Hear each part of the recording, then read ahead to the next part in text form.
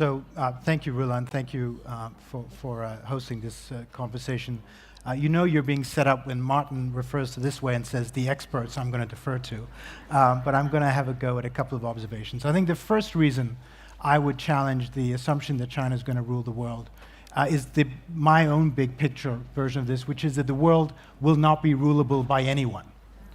over a 20 or 50-year horizon. We are fundamentally undergoing a structural change in the global economy and global politics, which is a much more fragmented picture, a picture that looks much more like an archipelago. The second reason is that the Chinese, as they have exercised their power,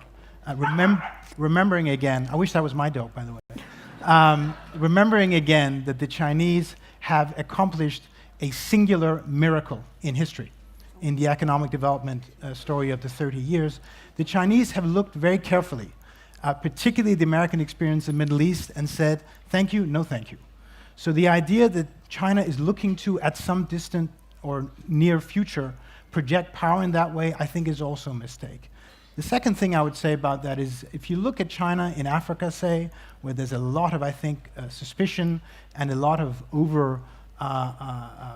describing of the impact, China is learning. And China is learning from its experiences and its mistakes there. And so it's a more adaptive kind of power, and again, not one that seeks to rule that part of the world either.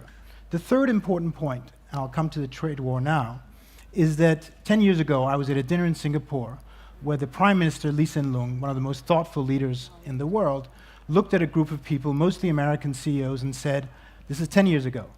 said, don't ask us to choose between the US and China because we have no choice. The gravitational pull of China, certainly in Asia,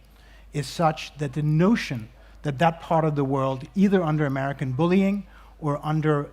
understandable suspicion of China, somehow would choose the United States, I think is also a mistake. The trade war, therefore, in that context, is telling us something very important, which is we have left a period of history in which trade between the two parties was seen more as a story of integration and positive sum, and we're going to see a much more fractured story of trade, but we're not, in my view, going to go end up in a new Cold War.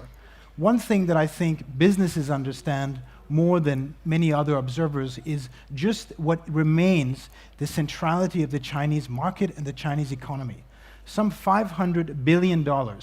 of revenues accrued to European listed companies in China on an annual basis. Apple's quarterly revenues in China just last quarter were $11 billion. These are existential realities for these companies from which flow two other conclusions, which is, I know something we'll come to, which is this notion of decoupling.